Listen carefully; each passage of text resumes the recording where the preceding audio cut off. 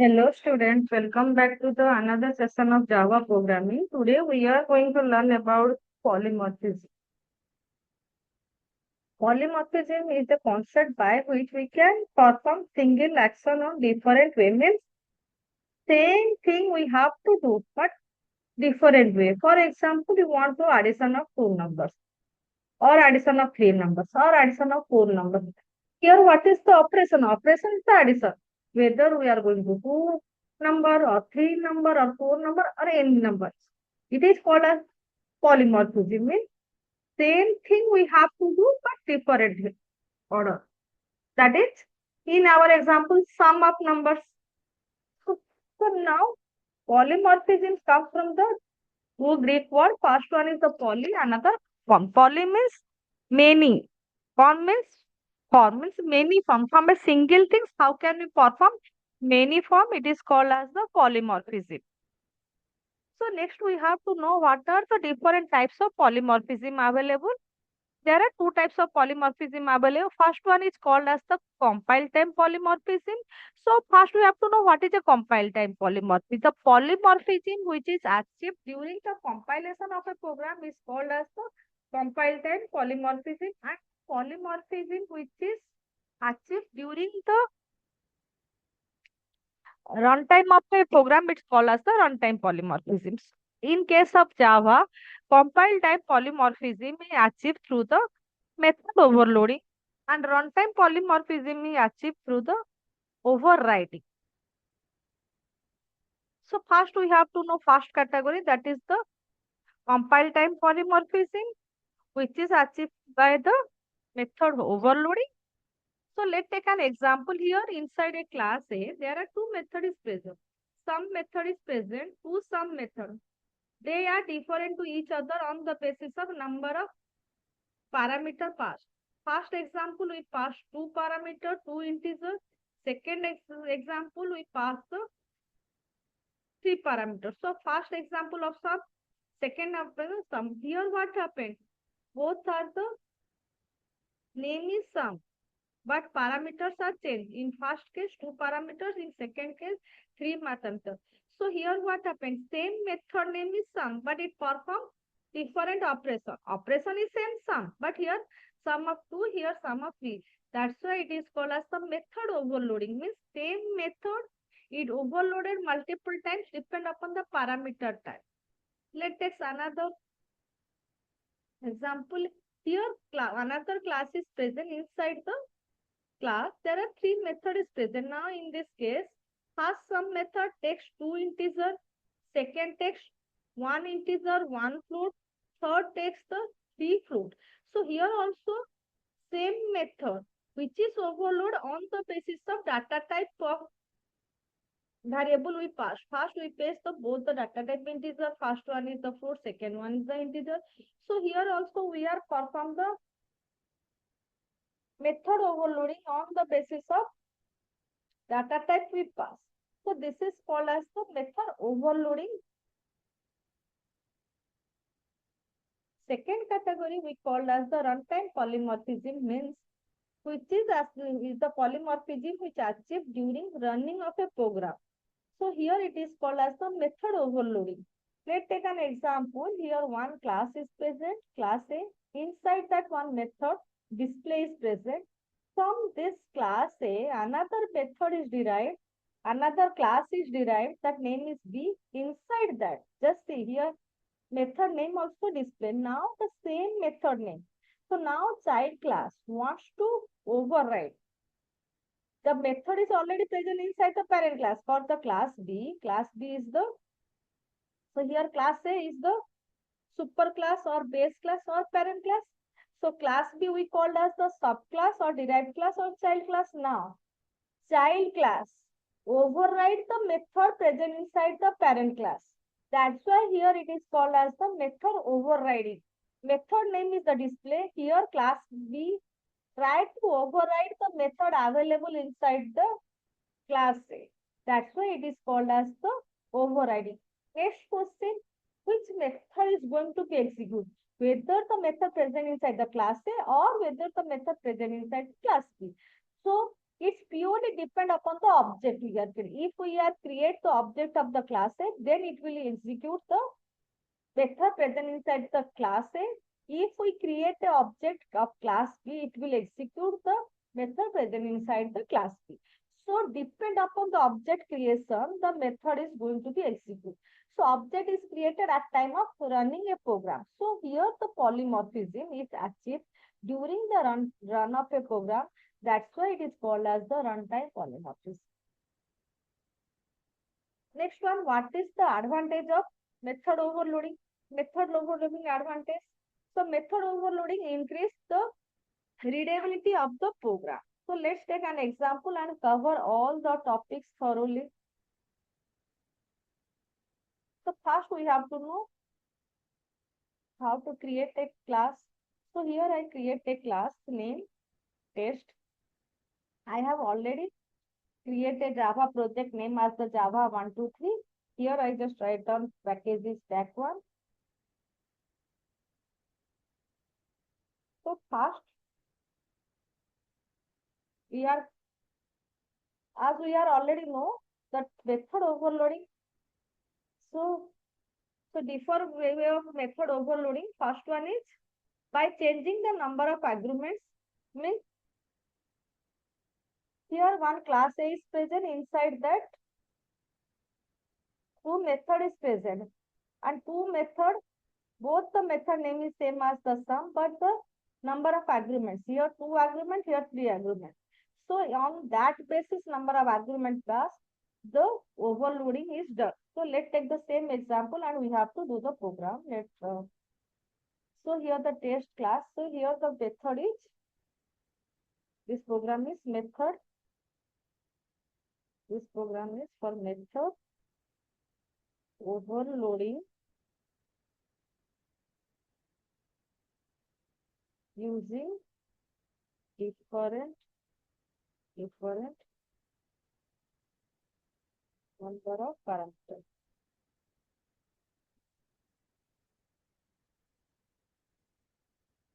So now the class, inside the class test we have to write method. So first method is the sum, which takes two integer, integer A, integer B. This method is going to return the addition of two numbers, so it returns the A plus B. Second function is the sum. It takes three parameters.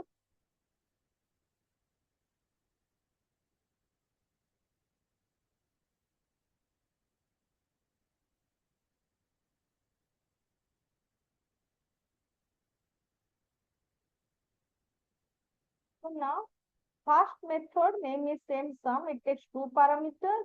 Here the method name also same, that is the sum, but it takes three parameters. Now first one is two parameters. Second one is the three parameters. So here we are achieved the method overloading by the number of parameters we pass. So first case we pass two parameters. Second case we pass the three parameters. Now let's take and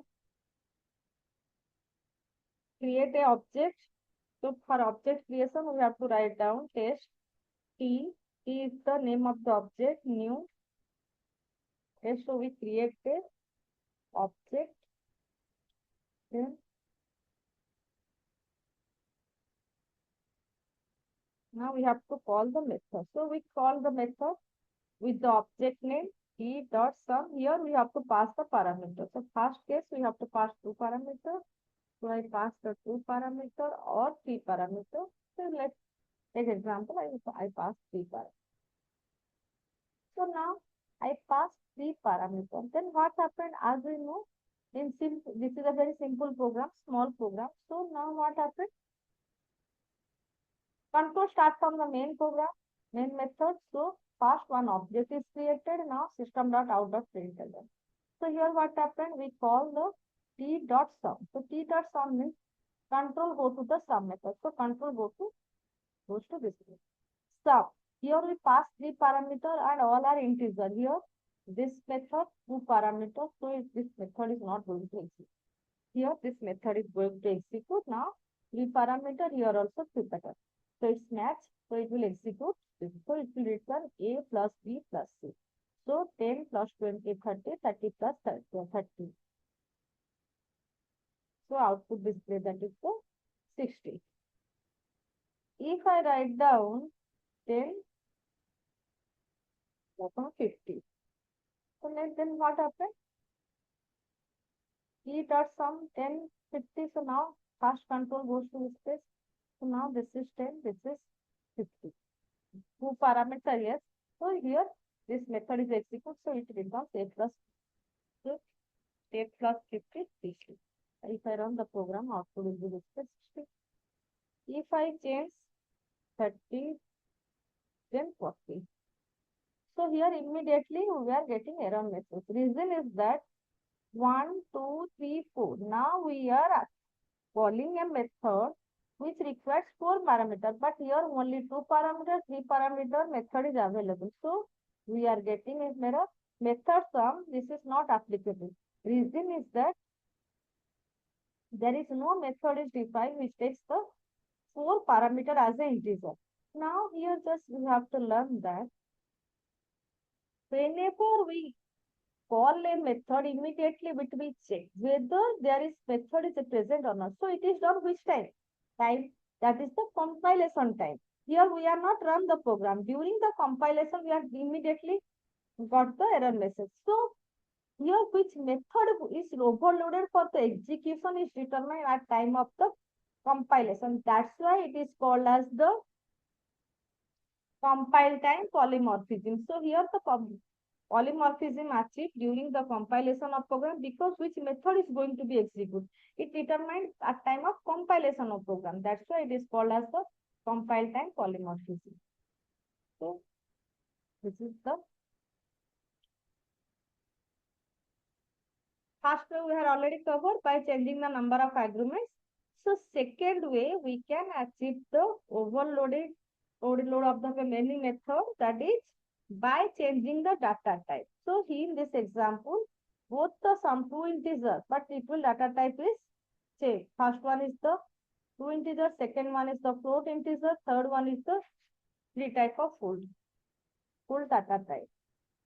Let's take an example. So here this method let it be. So here we have to write down float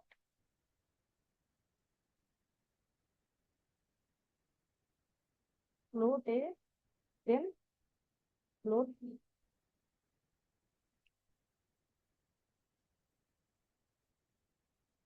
So using different number of data type.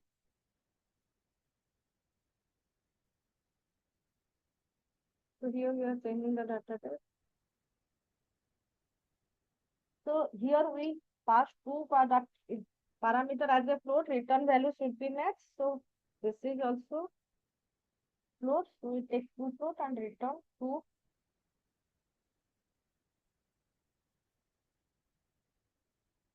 So now here we have to pass the two float value. So if I run the program, there is no error. Reason is that whenever we go for 10 and 40, which method is going to be executed? This method is going to be executed.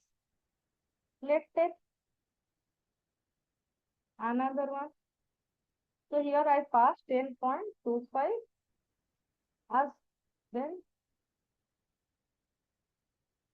1044 as. So now, no error because data type is matched. So whenever we run, this method is executed, the sum method takes two parameters, so it will go to this one. Data type not match because here two parameter match, but two parameters are integer, but we pass the float. So it will go to the second. Second one is both the floats, so it will execute this one. Now we got the value. So similarly,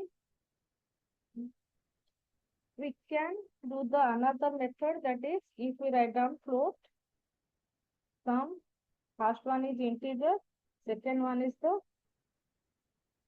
float.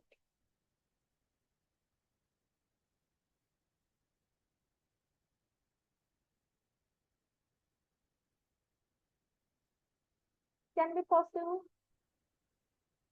So here if I write down this term,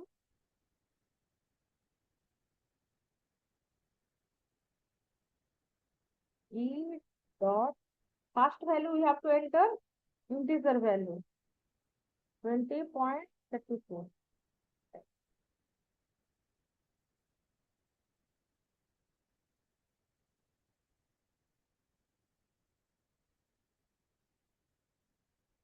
So now first value is integer, second value is the float. So right now third method is this. Just remember the sequence we are entering. If I change the sequence, for example, I enter first one is the 0.25 and second one is the 20.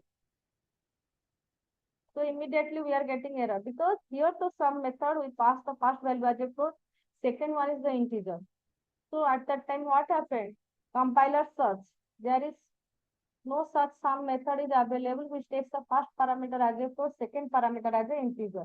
That's why we are getting the error message. So here we call the method by help of an object. So if I write down this method as a static, what is the need of static? If you declare a variable method as a static, then what happens? No need to create the object. So if I write down your static, here also static, all the method I declare as a static, then what happens? No need to define the.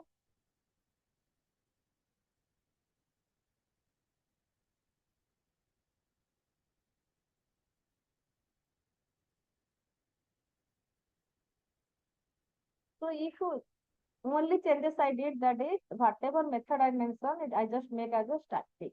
So if you make a method as a static, no need to create the object. So here there is no need to create the object. We can call the method to the class only. So I call the method to the class. So what is the advantage? Whenever we create a object at that time, memory consumption is done. So if I call a method to the class, then what happens? Memory save. And we, in this example, we are also able to know what is the difference between the static method and non-static method. So this is the case of method overloading. So we are already covered how to do the method overloading by changing the number of arguments or by changing the data types. This is the case. Next thing, this is the example we are already covered. This example also we are already covered. I have already shown you. So now we have to know, can we overload the Java main method? Yes, we can able to do the Java main method, and the Java virtual machine calls the method which receives the string name as the argument value. Means as we know, the main method should take the argument as a string. Then only it will execute. So this is a very simple example. I will just show you.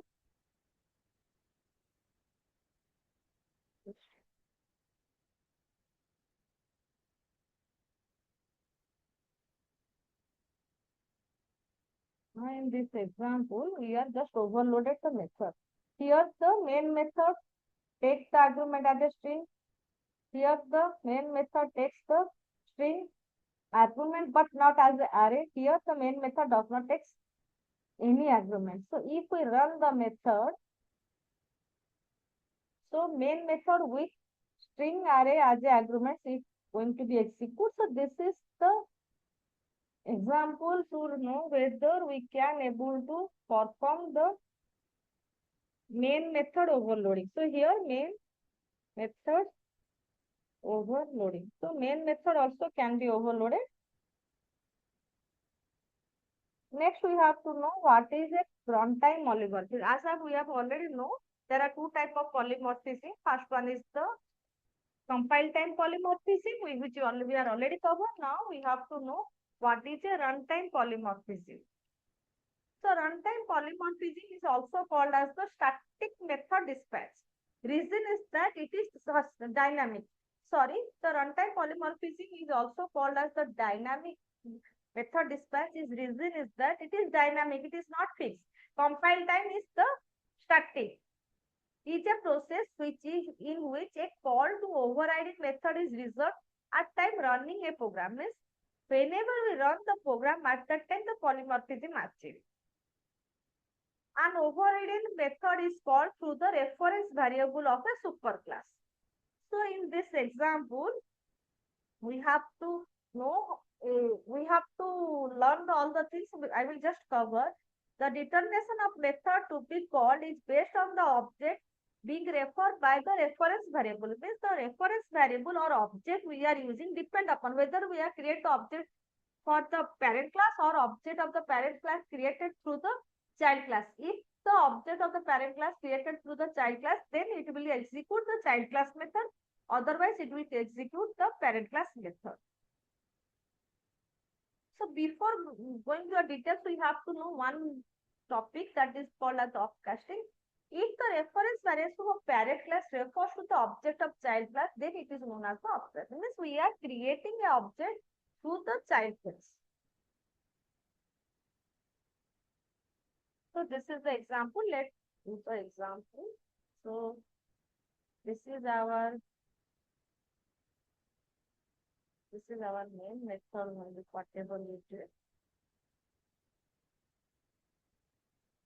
Let it as it is. So now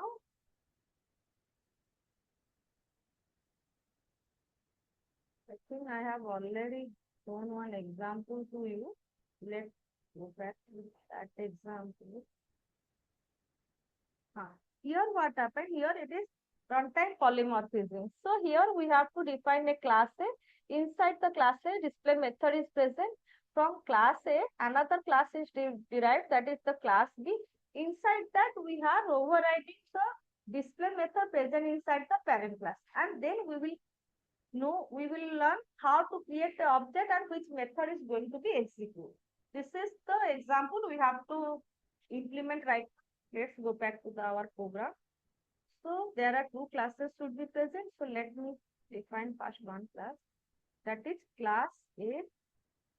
Class A, inside that one method is present. For example, display method is present, and this display method is going to print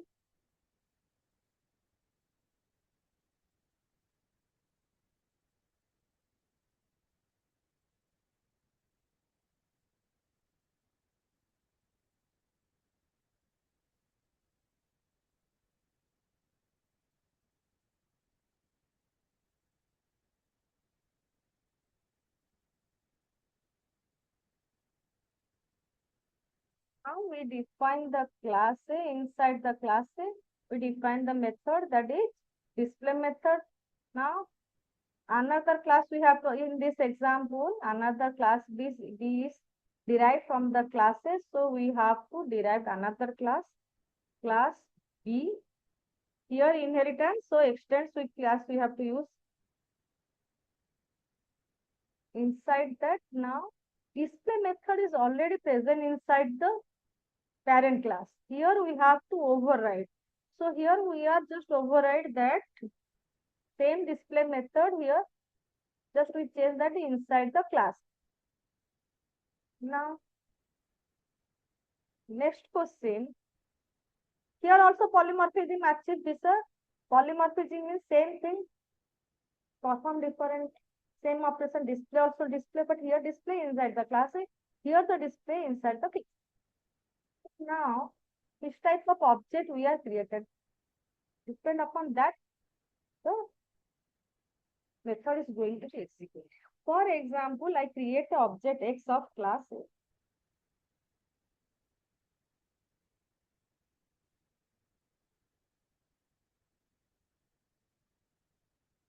Then it's dot display. So, so here what happened? We create the object of class A and we execute the display method. So it will be displayed inside the class A. So which method is going to be executed? It will execute classes. So if we create an object, if I create an object of class A and I try to execute the display method, this class A of method is going to be executed. Now, if I create another object through class, so here it is called as the offcasting. Means whenever we are creating a object through the child class, it is called as the object. Now, if I go for display method, now which method is going to be executed? Let's see. Now it executes the class B. So what we concluded? So depend upon the object creation, the method is going to execute. So object creation is done at time of running a program. Whether we are creating object of a class B or class A, here we create the object of class A through own classes, so it will execute this. But here we create the object through the child class. So here the child class method is going to display. So the which method is going to be execute, it purely depend upon the object creation, and object creation is done at time of running, not by at time of the compilation. That's why the polymorphism achieved during the runtime. That's why it is called as the runtime polymorphism. I hope there is no confusion between the your compile time polymorphism and runtime polymorphism after the session. So this is called as the runtime polymorphism. We are already just cover a overridden method is called through the reference variable, that is upcasting method. The determination of the method to be called based on the object being referred by the reference variables, means which method is going to execute, it purely depend upon the object creation. So at the end of the session, I will like thank you for watching my video.